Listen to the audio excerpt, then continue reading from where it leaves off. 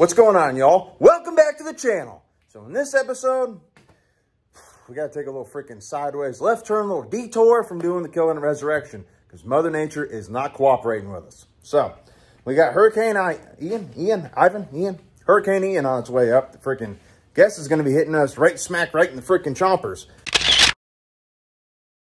So not a whole lot of prep work I actually do at my house to prepare for a hurricane, but we got a big problem. Let me open up this door and I'm going to show you what that problem is. My whole damn truck is on freaking stands. Not ideal with 100-mile-an-hour winds. Now, I am not sure if that is enough to cause a problem or not, to be honest with you. But I don't want to risk it because if the truck was to fall from this height, it is going to add a lot more days onto the Killin and Resurrection. So, I got myself a little plan. And yeah, I think it should work.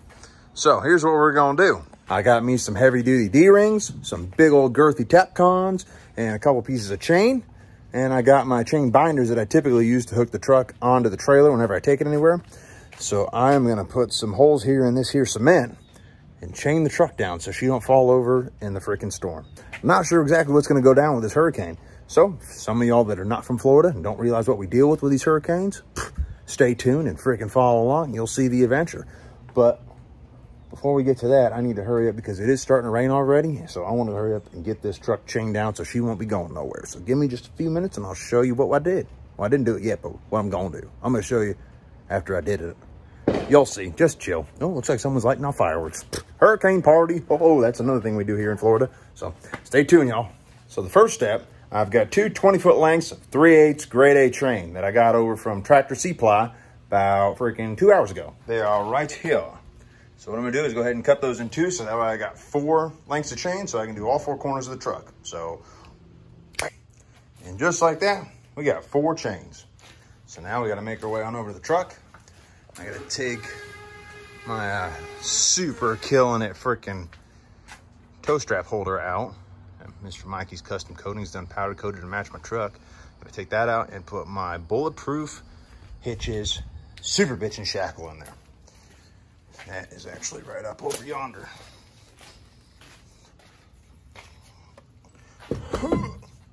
Watch out. So when I want to keep my truck from flying away, what do I recommend? Freaking bulletproof hitches, freaking snatch shackle, I tell you that.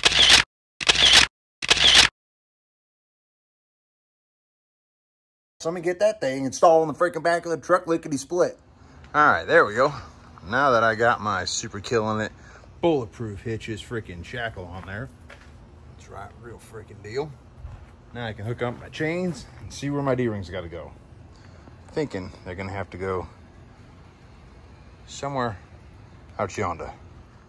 Well, y'all, after some careful measuring, got her all freaking dialed in. Check her out. Yeah, buddy. So the mega truck is officially, I think, hurricane ready.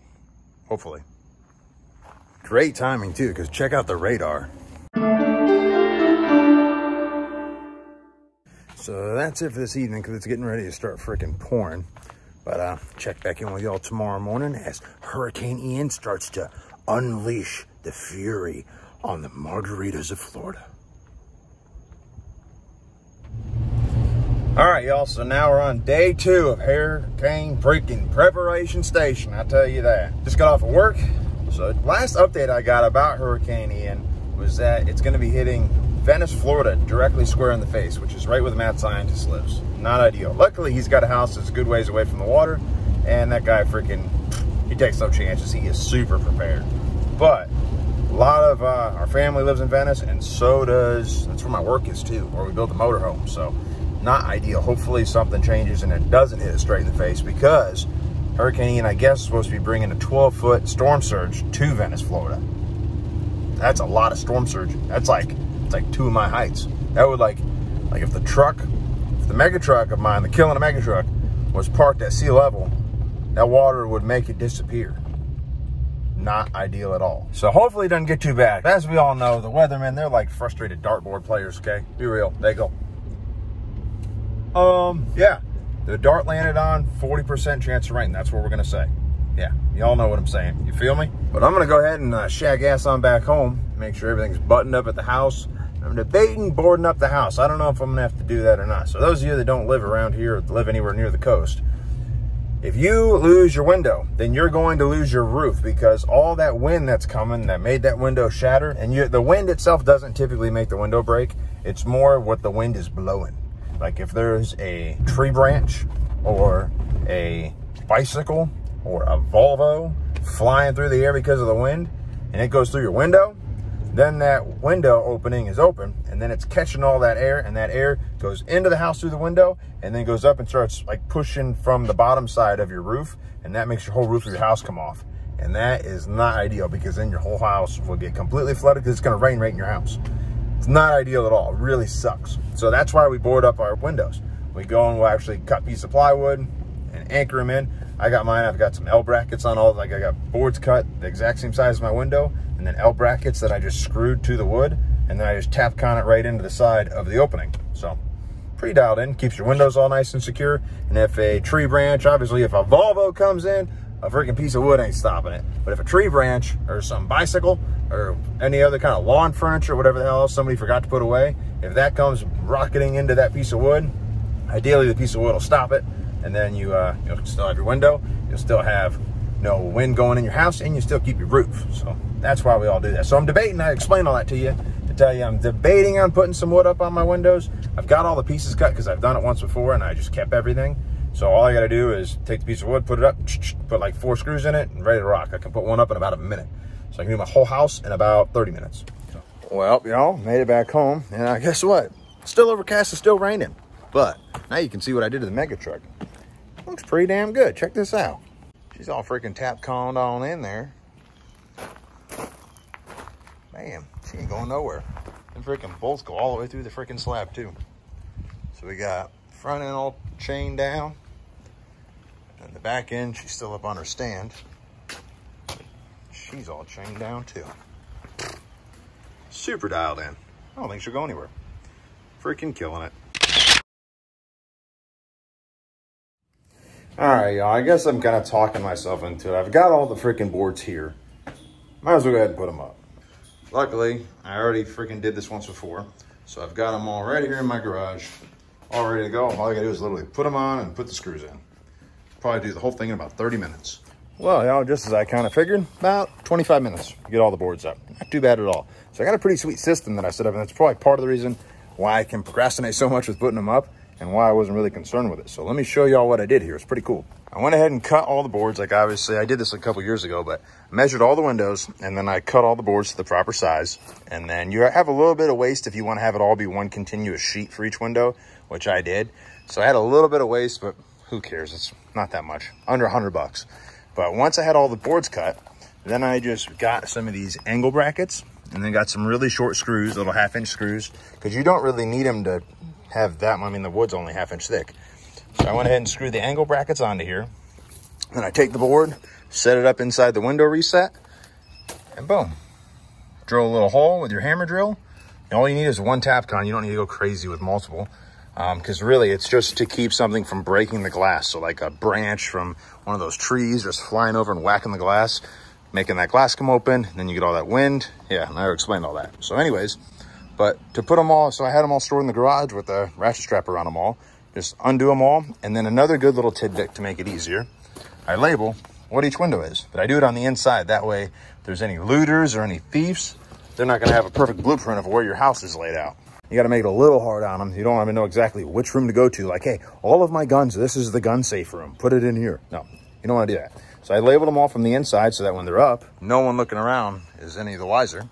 But then, once I get all the boards put where they go, just pop them up, put my tap cons in, good to go. I can put one board up in about a minute. So let me fill this one up and I'll show you. And just like that, boards up, tap cons in place. She's freaking ready to rock and roll.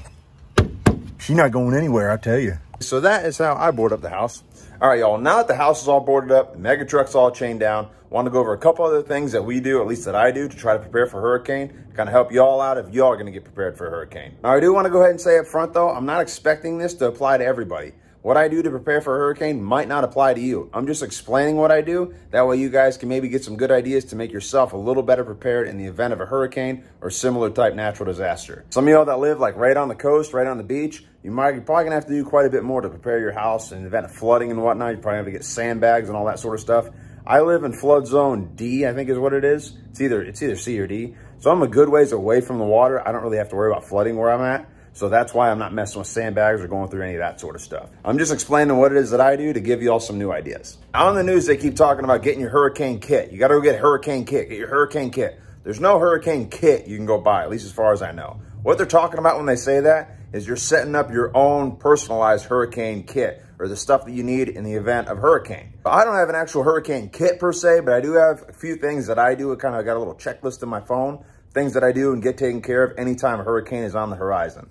First and foremost, power. You want to make sure you've got power. Now, luckily with all the extracurriculars that we're always doing, always going to the mud events and all, I've got no shortage of generators. I actually got 3 of them. I've got a Honda 7000, which is this big dog right here.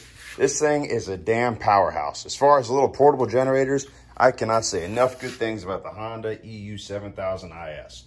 This thing is a freaking tank. When it comes to powering my camper, never misses a beat. When it comes to powering my house in the event of a hurricane and like doing the essential things in my house, this thing shines like a freaking, like the North Star when you're going through the damn jungle. I tell you that. Super quiet, super fuel efficient. On 1 full tank of gas, I think it holds like right around like 4 gallons or so of fuel. It'll run for damn near like 16 hours or so. And it's only like 53 decibels is all it runs at. So it is extremely quiet. Here, I'll even fire it up real quick so you guys can hear. You hear that? Thing is awesome.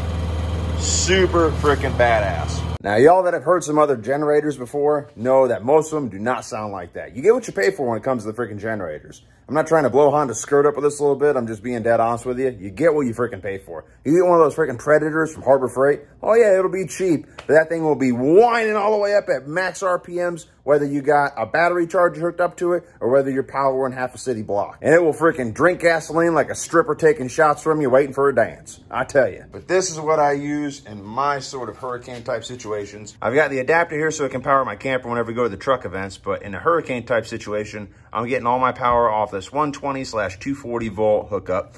And I've got this nice girthy power cord that plugs right into my sub panel that I'll show you here momentarily. And I've also got a Honda 2200 and I've got a Honda 3000 as well. Honda 3000 is mainly just an extra generator I have. I used to use it for camping, but now I just keep it to be able to lend out to people as literally probably the only reason why I freaking have the thing. And the 2200 I have for our little truck events or like boat parades, stuff like that, to be able to have some portable power. But those 2 generators, when it comes to hurricanes, they're just my spares. My main bread and butter is that 7000. That thing is a tank. But anyways, like I said, as soon as it's done raining, I'll show you how I dial those in. But power is first and foremost. Now with power, you're gonna wanna have fuel. Again, with the extracurriculars that we do, I'm super dialed in with that. I keep about 35 gallons of diesel fuel and 35 gallons of gasoline at my house at all times.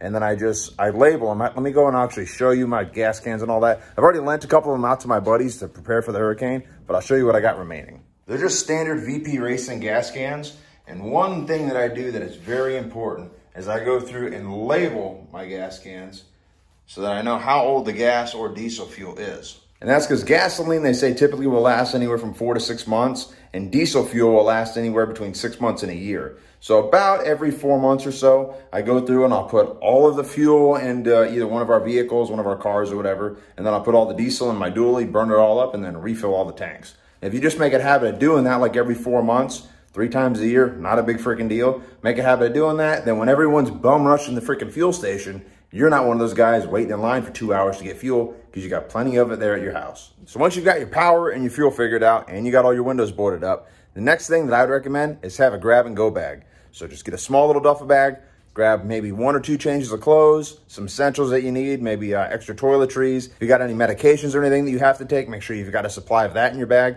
That way, in the event something catastrophically went wrong, you get something flinging into your house to where you've got to really just ditch and go, then you can grab that bag, get out of there, and you'll be okay for at least a couple of days. If you got pets, got animals, got dogs, cats, what have you, I would definitely recommend you have a little bag for each of them too. With things like a collar, a leash, food, any kind of medications you might need for them, and maybe a blanket, just some little odds and ends things just to make it a little more comfortable, because you're going to be in a panic if something catastrophic did go wrong. Now, the next thing would be food and drinks. Now, here in Florida, we have something called a hurricane party. For the most part, if you're fortunate enough to not have any real big damages, a lot of people will throw little parties at their house, little get-togethers, kind of makes the storm go by a little faster. It keeps everybody in like a little bit better mood. So there's some boozing involved and whatever. It's your typical little party. But what I'm actually talking about, though, for preparing for the hurricane is actually having some dry food and having some drinks.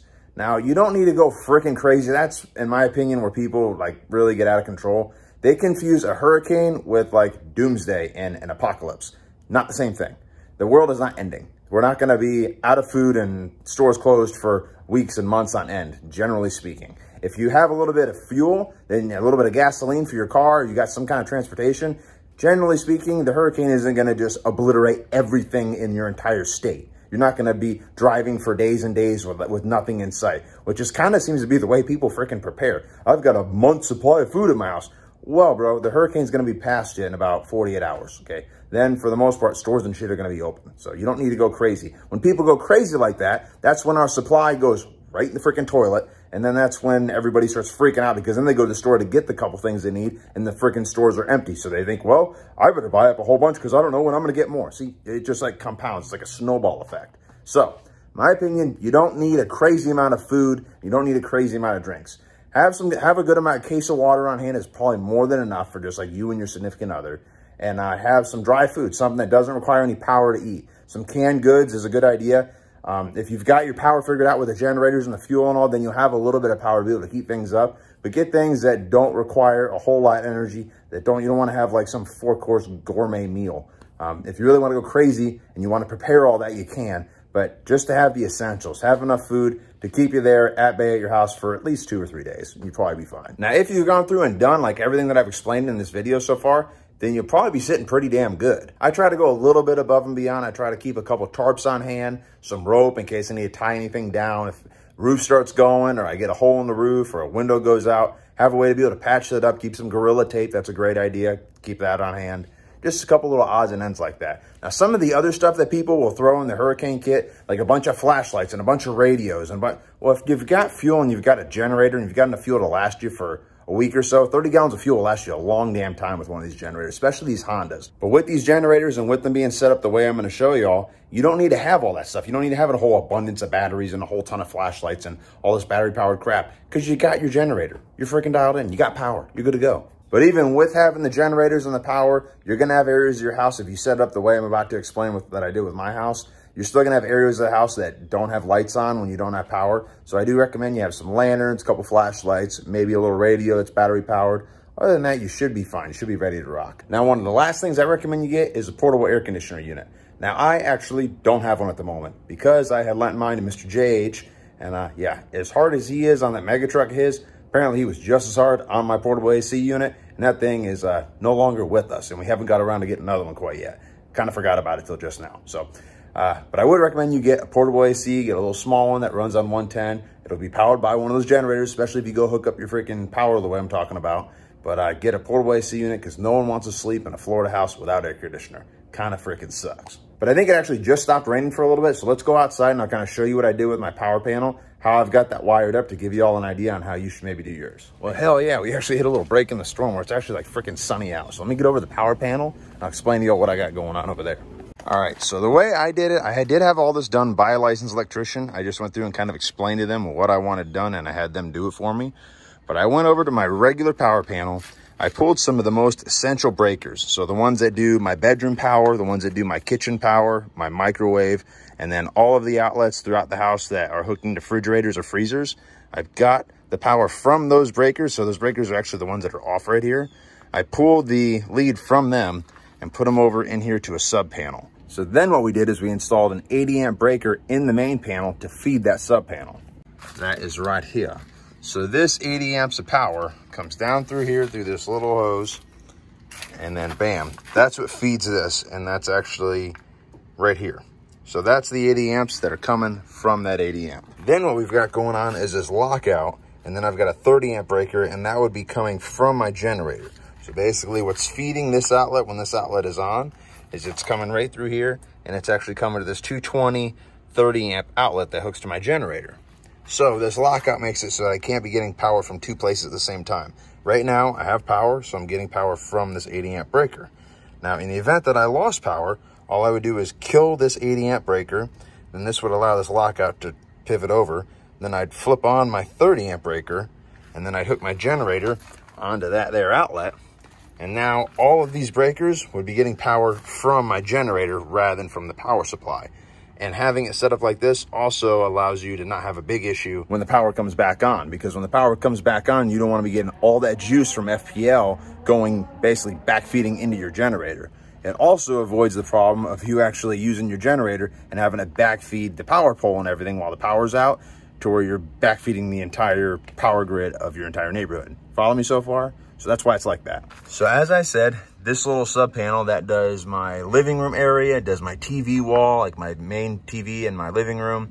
It does my kitchen lights. It does all of my refrigerators and freezers through the house, does my microwave, and it does my master bedroom and master bathroom. So as I was saying, if we lose power, I'll be able to kick in the generator, hook it into that 220 outlet, and then that generator will feed the essential areas of my house, where I'll have power to my bedroom, bathroom, kitchen, everything I just explained. So the way I've got all this rigged up with the sub panel and the extra breakers and all that stuff, the way I kind of explained how I've got all this set up, it's not the only way to get good power to your house to where you can sustain through a hurricane. If you all hit up YouTube, I'm sure you can find a lot of different people explaining how to do it. Be careful though, because I mean, you're screwing around with 110 electricity, residential electricity. Good way to hurt yourself, good way to cause a fire, good way to cause yourself a whole lot of problems. So I don't know if I'd really be screwing with it if I was you. I definitely would highly recommend you get a licensed electrician to hook it up for you. But there is different ways to do it. I just want to emphasize that the way I've got it rigged up is not the only way. One of the other ways I've seen people do it is they actually backfeed their dryer hookup, their big power hookup for their clothes dryer.